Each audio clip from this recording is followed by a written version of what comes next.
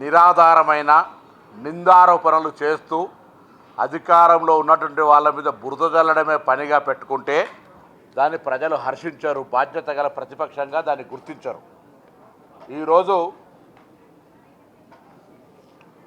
మాజీ మంత్రి హరీష్ రావు గారు, మాజీ మంత్రి కేటీఆర్ గారు సింగరేణికి సంబంధించిన అంశం మీద మాట్లాడుతున్నటువంటి అంశాలను ప్రభుత్వం పక్షాన తెలంగాణ సమాజానికి మీ ద్వారా కొన్ని తీసుకొచ్చే ప్రయత్నం చేస్తూ ఉన్నాం.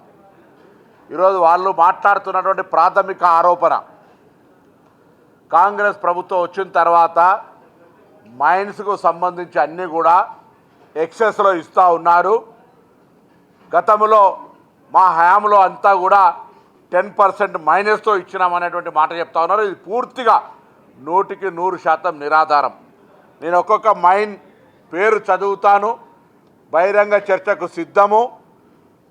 తెలంగాణ ప్రభుత్వం హయాంలో, టీఆర్ఎస్ హయాంలో 21 గనులు ఇస్తే 1.07 తోటి మైనస్ కింద ఇచ్చినారు. ఒక్కటి కూడా మైనస్లు ఇవ్వలేదు. దాని పరంపరలో భాగంగా తెలంగాణ ప్రజాపాలన ప్రభుత్వం వచ్చిన తర్వాత 4 మైన్స్ ఇచ్చినారు. వాళ్ళు ఇచ్చినటువంటి ఎక్సెస్ రేటు 38% దాకా ఉంటే మా గతంలో ఉన్నటువంటి యావరేజ్ 3%, 2% కంటే ఎక్కువ దాటనటువంటి పరిస్థితి ఉంది. కానీ మసిబూసి మారేడుకాయ చేసినట్టుగా తెలంగాణ ప్రభుత్వాన్ని 10 సార్లు దొంగ దొంగ దొంగ అంటే అబద్ధాన్ని నిజమైన నమ్ముతారనేటువంటి ఒక దుష్ట ఆలోచనతోటి ఈరోజు ప్రభుత్వం ఏదో తప్పు చేస్తున్నట్టుగా చూపేటువంటి ఒక ప్రయత్నం చేస్తూ ఉన్నారు. నేను గతంలో సింగరేణిలో జరిగినటువంటి అన్ని వివరాలను మీకు తెలియజేస్తూ ఉన్నాను. బహిరంగ చర్చకు కూడా సిద్ధం.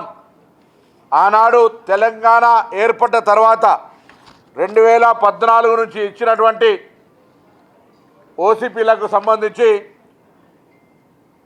20 గనులు అన్నీ కూడా ఒకటైతే 30% ఎక్సెస్ తోటి ఇచ్చినారు. దాని తర్వాత తెలంగాణ ప్రజాపాలన ప్రభుత్వం వచ్చిన తర్వాత ఒక 5 మాత్రమే ఈరోజు అవార్డులు చేయబడ్డాయి.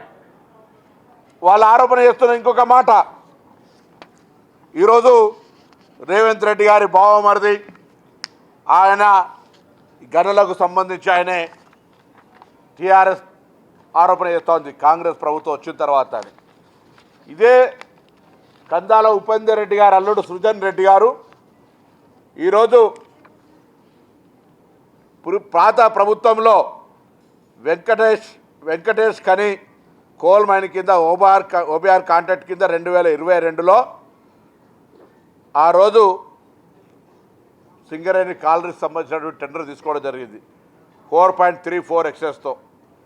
ఆ రోజు కూడా సింగరేణి కాంట్రాక్టర్ ఆయనే. సింగరేణి కాంట్రాక్టర్గా టీఆర్ఎస్ హయాంలో మంచోడవుతాడు, కాంగ్రెస్ హయాంలో తీసుకుంటే బంధుత్వం ఎట్లా వస్తుందని అడుగుతూ ఉన్నాం ఇలా. అంతేకాదు ఇలా ఈరోజు వాళ్ళు ఇచ్చినటువంటి అంశాలు కానీ 10 సంవత్సరాలు సింగరేణిలో వారు చేసినటువంటి అక్రమాలు మాకంటే ఎక్కువ కవిత గారు అనేక సందర్భాలు చెప్పినారు. అది టెలిఫోన్కు సంబంధించిన ట్యాపింగ్ కావచ్చు, సింగరేణికి సంబంధించి కావచ్చు, అనేక అంశాల మీద ప్రభుత్వాన్ని అడుగుతున్న అంశాలను జవాబు చెప్పలేక దృష్టి మరల్చడానికి కాంగ్రెస్ను విమర్శ చేసేటువంటి ఒక ప్రయత్నం చేస్తూ ఉన్నారు. ఈరోజు తప్పకుండా ఏ హరీష్ రావు గారు, ఏ కేటీఆర్ గారు అయితే అడుగుతూ ఉన్నారో, ముఖ్యమంత్రి గారు విదేశాల నుంచి వచ్చిన తర్వాత 2014 నుంచి ఇచ్చినటువంటి అన్ని గనులతో సహా 2026 జనవరికి ఇచ్చినటువంటి అన్నిటి మీద కూడా ఎంక్వైరీ చేయడానికి మాకేం అభ్యంతరం లేదు. తప్పకుండా హరీష్ రావు గారు ఒక లేఖ రాయండి, డిప్యూటీ లీడర్ లేఖ రాయండి. డెఫినెట్లీ ఈ ప్రభుత్వం పారదర్శకత్వంగా మొత్తం సమాచారాన్ని తెలంగాణ ప్రజల ముందు ఉంచేటువంటి ఒక ప్రయత్నం చేస్తుంది. గతంలో అనేక అంశాల మీద వీళ్ళు మాట్లాడితే తప్పించుకొని పోయేటువంటి పరిస్థితి. హిల్ట్ పాలసీ మీద అనేక ఆరోపణలు చేసినారు. అసెంబ్లీలో చర్చ పెడితే చర్చను ఎదుర్కోలేక ఆరోపణలను తెలంగాణ ప్రజలకు నిజమని చూపెట్టే పరిస్థితి లేక ఆ హిల్ట్ పాలసీ మీద కూడా వాళ్ళు వెనుకడుగేసినటువంటి పరిస్థితి. కృష్ణా జలాల మీద సెంటిమెంట్ను రాజేసి కృష్ణా జలాల మీద ఒక రాజకీయ రంగు తీసుకొని రావాలనే ప్రయత్నం చేసినారు. శాసనసభ వేదికగా జవాబు చెప్పలేక, జవాబు చెప్పే పరిస్థితులు లేక ముఖం చాటేసి చర్చ నుంచి ఎటువంటి వివాదం లేకుండా శాసనసభను బహిష్కరిస్తున్నామని అంతకుముందు బిజినెస్ అడ్వైజరీ కమిటీలో నేను కూడా ఒక సభ్యుడిని 30 రోజులు పెట్టండి, 20 రోజులు పెట్టండి అని డిమాండ్ చేసిన వీళ్ళు శాసనసభ నడుస్తుంటే సభను బహిష్కరించి పోయినటువంటి సభా సాంప్రదాయాలు మర్యాదలు తెలిసిన వీళ్ళు ఇవాళ చర్చకు వేదిక ప్రజాస్వామ్యంలో సభలు అది జిల్లా పరిషత్తులు కావచ్చు, గ్రామ పంచాయతీలు కావచ్చు, శాసనసభలు కావచ్చు, శాసన మండలిలు కావచ్చు, పార్లమెంటులు కావచ్చు, ఇవన్నీ కూడా ఒక చర్చకు సిద్ధం. అవన్నీ కూడా ఇలా గాలికి వదిలేసి వాళ్ళు మాత్రం ఇక్కడ మాట్లాడకుండా తప్పించుకొని పోయేటువంటి ఒక ప్రయత్నం చేస్తూ ఉన్నారు ఇవాళ. అదేవిధంగా బొగ్గు స్కామ్కి సంబంధించి కావచ్చు, లేదా నేను చెప్పినట్టు హిల్ట్ పాలసీకి సంబంధించి కావచ్చు, ఇలా కృష్ణా వాటర్కి సంబంధించి కావచ్చు మాట్లాడుతూ ఉన్నారు. వీటన్నిటి మాట్లాడే ముందు టెలిఫోన్ స్కామ్కు సంబంధించి కేటీఆర్ గారి సోదరి హరీష్ రావు గారి మరదలు అడిగినటువంటి ప్రశ్నలకు జవాబు చెప్పండి. అధికార పార్టీగా మీ పార్టీలో ఉన్నటువంటి చాలామంది అవును టెలిఫోన్ స్కామ్ను ఆఖరికి సొంత భావాన్ని వదిలిపెట్టకుండా చేసినారని మాట మాట్లాడుతూ ఉన్నారు. ఏదంటే దండుపాలెం బ్యాచు, ఎవరు Dandupalem batch? This is democratic party. Congress party ప్రజాస్వామికంగా బలైన వర్గాలకు సంబంధించి లేదా ఇతర సామాజిక న్యాయాలతో సహా కలిసిపోయేటువంటి పార్టీ ఇది. ఈ పార్టీని మీరు ఒక నియంతృత్వ పార్టీ ఉన్నటువంటి వాళ్ళు విమర్శించేటువంటి స్థాయి ఉందా అని అడుగుతూ ఉన్నాం ఇవాళ. అదేవిధంగా గతంలో అమృత్ స్కీమ్ కింద కూడా మరి పవర్ ప్లాంట్ ప్రశ్నిస్తే జవాబు చెప్పలే. ఆనాడు ఇట్లనే విచారణ బాగా ఆరోపణలు చేసినారు. సో ఇవన్నీ ఇష్యూస్ ఉన్నాయి. అందుకే సింగరేణికి సంబంధించి నేను మొత్తం పేర్లు 20 పేర్లు చదువుతా, మీకు కాపీ ఇస్తా. దానికి ఎంతెంత ఎక్సెస్ ఒకటైతే 35.57 డేటెడ్ 1/3/2017 పీకేఓసి 4 ఎంఎన్జీ పేరు మీద ఈరోజు ఎస్వీసీ కంపెనీకి 38.570 ఎక్సెస్ తోటి ఇచ్చినారు. ఇలా మేము అడుగుతా ఉన్నాం. మా అన్ని కూడా వాళ్ళు ఒక్కటి చెప్పినారు. నేను మొత్తంలో 20లో ఒక్కటి మాత్రమే -1.3 తోటి ఇచ్చినారు. ఓన్లీ 1, అది కూడా RGOC1 ఎక్స్పాన్షన్ ప్రాజెక్టు. మిగతా అన్నీ 3, 4, 5 ఇట్లా అన్ని రకాల ఎక్స్టెన్షన్ ఇచ్చినారు.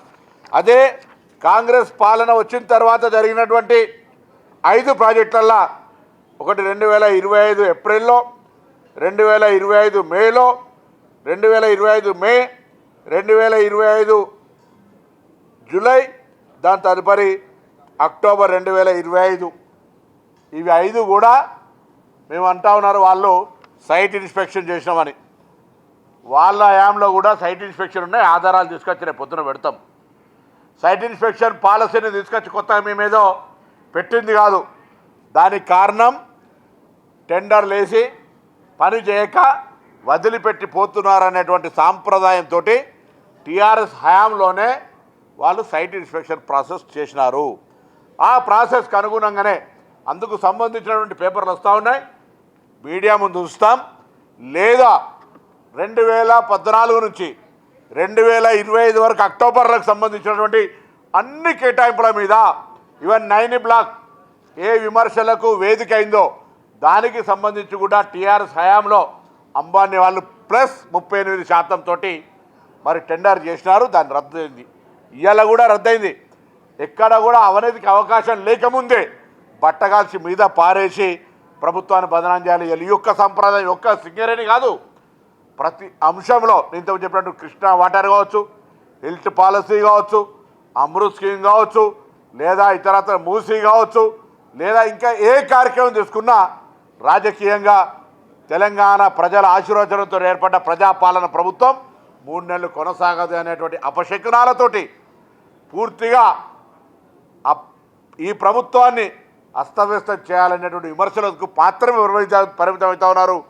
ఇలా తెలంగాణ అన్యాయం జరుగుతోంది, నిధుల కేటాయింపులో ఢిల్లీకి వెళ్దామంటే రమ్మారు. మీరు ఢిల్లీకి వెళ్ళి ఇలా కేంద్రాన్ని ఒత్తిడి చేసి తెలంగాణ నిధులు తెచ్చుకొని తెలంగాణ అభివృద్ధిలో బాధ్యత గల ప్రతిపక్షంగా రమ్మంటే రారు. ఇవన్నీ జరుగుతున్న సందర్భంలో తెలంగాణ ప్రజలకు వాస్తవాలు చెప్పడానికి సింగరేణికి సంబంధించినటువంటి అసత్య ఆరోపణల్ని తీవ్రంగా ఖండిస్తూ ఆ అంశం మీద బహిరంగ చర్చ, అదేవిధంగా మీరు ఇచ్చినటువంటి 20 అలాట్మెంట్స్, మేము ఇచ్చిన 5 అలాట్మెంట్ మీద ఎటువంటి ఎంక్వైరీకైనా సిద్ధము. మీరు లేఖ రాయండి, ఎంక్వైరీ చేయడానికి సిద్ధం. తప్పకుండా దోషులుగా ఎవరెవరు ఆ రోజు పార్టిసిపేట్ అయినరో, ఎవరెవరు దీనికి బాధ్యత వహించి ఇప్పించుకున్నారో వాళ్ళు కూడా తప్పకుండా విచారణ చేయాలని గౌరవ ముఖ్యమంత్రి గారు కూడా మేము కోరుతాం.